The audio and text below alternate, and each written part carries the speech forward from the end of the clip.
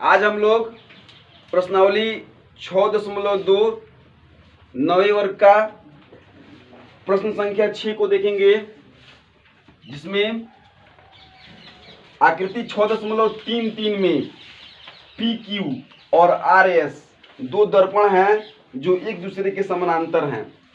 ठीक है, P Q ध्यान से देखिएगा, पी क्यू फिर आर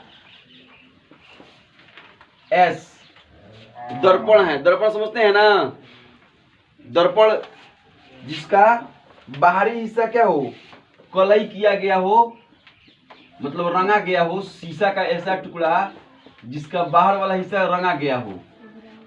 ठीक है, तभी जाकर के उसमें चेहरा दिखता है। फिजिक्स में आप लोग पढ़े होंगे इस चीज को 8वें वर्ग में। फिलहाल देखिए, अगर नहीं पढ़े होंगे तो इस क्वेश्चन में भी आपको थोड़ा बहुत समझ में आ जाएगा यह दर्पण का नियम। ठीक है, इस क्वेश्चन में भी मैं इसको समझाने का प्रयत्न करूंगा। ठीक है, अब ए बी एक किरण है जो दर्पण से टकरा करके फिर दूसरे दर्पण पे मिलती है। एक आपतन किरण ए बी, आपतन किरण है ये, वैसी किरण जो जाकर के दर्पण पे टकराती है। जब दर्पण पे कोई किरणें जाएंगी तो टकरा करके फिर वापस आएंगी, तो जब ये वापस आएंगी तो इसको बोलते हैं परावर्तित किरण। ठीक है, रिफ्लेक्शन। फिर यहां फिर आएगी तो फिर यहां भी दर्पण है, यहां से फिर इधर परावर्तित होगी। ठीक है, तो इस तरीके की आकृति प्राप्त होगी। तो अब आपको दिखाना है A B C D. A B किरण है जो दर्पण से टकराने के बाद फिर परावर्तित होती है सी बी, और सी बी से मतलब टकराने के बाद फिर सी डी तक जाती है। ठीक है, इस प्रश्न में आपको 8वें 9वें और 10वें तीनों क्लास का सम्मिश्रण मिलेगा। ठीक है, क्योंकि प्रकाश का परावर्तन नामक chapter the light of reflection ये 8वीं क्लास से मतलब शुरू है, इसलिए इसको अच्छे से देखो। और तो यहाँ पर ए बी जो है टकरा करके जाती है, तो इतना तो ठीक है। अब हम लोग को सिद्ध करना है कि ए बी समानांतर सी डी दिखाना है कि किस तरह से हम लोग क्या करें कि ए बी जो है सी डी के समानांतर हो जाए। समझ गए बात को? देखिए, मैंने आपको बार बार बताया है कि कभी भी किसी भी सवाल को यदि आप समझ लेते हैं तो उसको बनाना आपके लिए आसान होगा। ठीक है, और यदि आप सवाल नहीं समझ पाते हैं तो उसको बनाने में आपको समस्या हो सकती है। तो आपके पास दिया क्या है, अब कहीं भी कोई क्वेश्चन बनाना होता है तो जो चीजें उसमें दी गई होती है पहले उसको अपने पास रख लेते हैं, क्योंकि आपके पास जो चीज दिया गया है उसी से ना आप काम कीजिएगा। कोई भी काम आपको करना है, यदि आपको खाना ही बनाना हो, मतलब लड़की लोग को या किसी को भी, तो खाना बनाने के लिए जब उसके पास जो चीजें होगी, भोज्य सब मतलब पदार्थ, उसी के हिसाब से ना वह मतलब खाना बनाएगा। तो जो चीज आपको क्वेश्चन में है, जो दिया है, उसी के हिसाब से ना आप क्वेश्चन को बना पाइएगा आंसर के रूप में। तो आपके पास क्या है, पी क्यू समानांतर, यहां लिख लीजिए, दिया है पी क्यू समानांतर आर एस, बस इतना ही आपके पास है। और ये किरणें जो आपतित किरण आकर के मिलती हैं, तो इसको लिखने की कोई आवश्यकता नहीं, तो दिख भी रहा है। ठीक है, दिया है पी क्यू समानांतर एस आर, नहीं तो अगर लिख भी सकते हैं आप आपतित किरण ए बी दर्पण से टकराने के बाद बीसी परावर्तित किरण होती है, फिर इधर यह बीसी एक ऐसी रेखा है जो इधर से परावर्तित है और इधर से आपतित है। ठीक है, इसलिए आपतित किरण ए बी और परावर्तित किरण सी डी है, बस इतना ही लिख लीजिए। ठीक है, तो सिद्ध करना है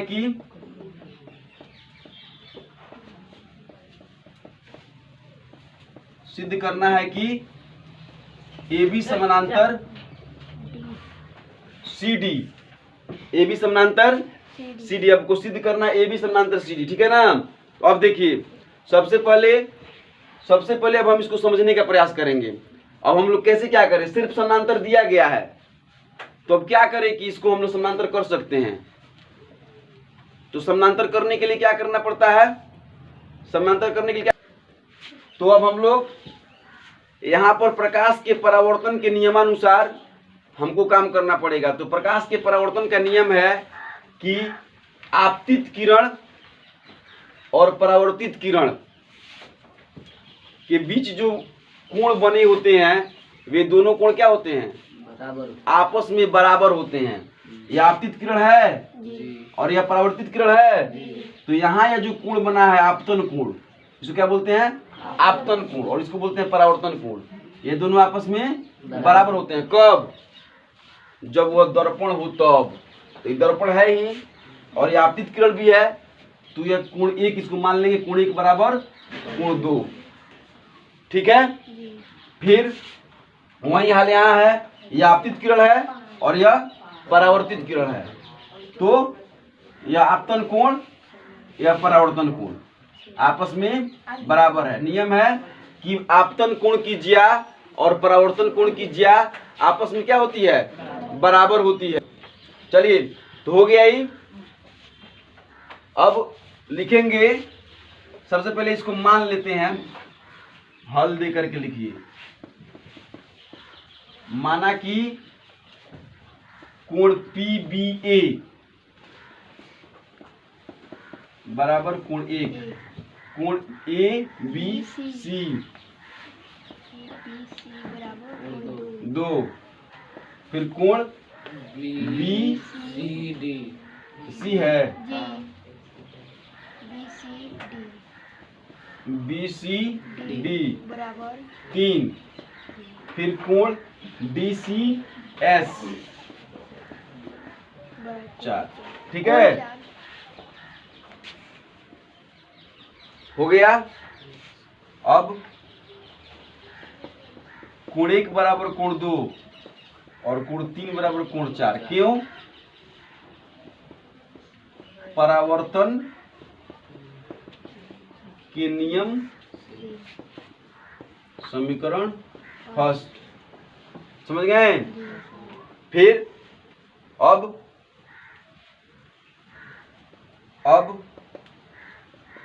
PQ समानांतर RS तथा PQ समानांतर RS तथा BC तिर्यक रेखा है ना, BC तिर्यक रेखा। तो यह फाइनल PBC फाइनल 1 + 2 3 + 4 के बराबर होगा। एकांतर अंतः कोण के माध्यम से 1 + 2 बराबर 3 + 4 हो सकता है, नहीं हो सकता है। कोण 1 + कोण 2 बराबर कोण 3 + कोण 4, इस नियम से एकांतर अंतः कोण से। ठीक है, और 1 बराबर है 2 के, 3 बराबर है 4 के, तो 1 की जगह पे कोण 2 हो सकता है, और कोण 3 की जगह पे कोण 3 ही रहेगा, कोण 4 की जगह पे कोण 3 हो सकता है। तो हो सकता है 2 कोण 2 और 2 कोण 3। अब 2 इधर गुना के रूप में एक तरफ आगे कट जाएगा, 2 से 2 कट जाएगा, बस ये कोण 2 बराबर कोण 3। तो कोण 2 बराबर कोण 3 कब संभव है, अब यहां लिखिएगा, यह तभी संभव है जब AB समानांतर CD होगा। ठीक है, क्योंकि कोण 2 बराबर कोण 3 एकांतर अंतयुग्म हो सकते हैं।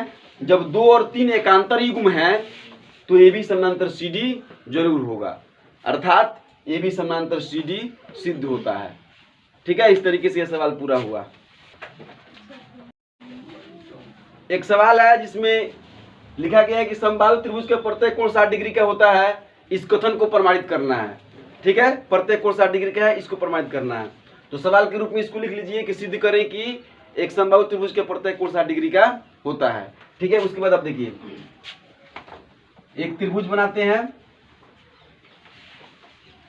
ए बी सी, यह समबाहु त्रिभुज हो गया, ठीक है ना। तो आपको यह बात पता है कि समबाहु त्रिभुज की प्रत्येक भुजा क्या है कि आपस में बराबर होती है, भुजा आपस में बराबर होती है।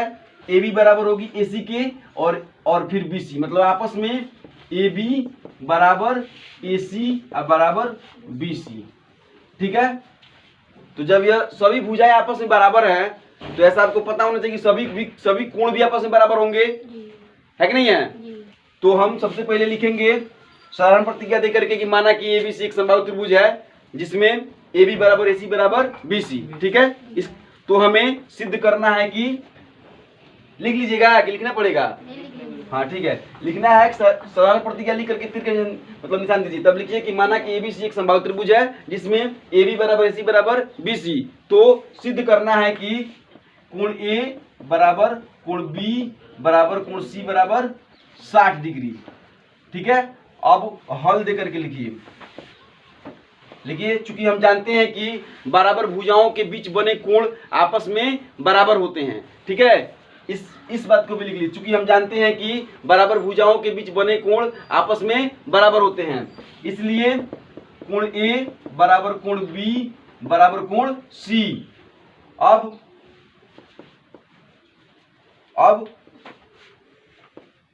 कोण ए प्लस कोण बी प्लस कोण सी बराबर 180, क्योंकि त्रिभुज के तीनों कोणों का योग बराबर 180, इसलिए और कोण ए कोण बी प्लस कोण सी के बराबर है, तो कोण ए प्लस कोण बी की जगह पे ए और कोण सी की जगह पर ए 180, 3 कोण ए बराबर 180, कोण ए बराबर 180 बटा 3 60 डिग्री, कोण ए बराबर 60 डिग्री आ गया। अब कोण ए जो है बी सी के बराबर है, समीकरण ए मानिए, समीकरण ए से कोण ए बराबर कोण बी बराबर कोण सी बराबर 60 डिग्री, इस तरह से यह प्रमाणित होता है। अब देखिए यह ऐसा सवाल है जिस सवाल को कई तरीके से बनाया जा सकता है।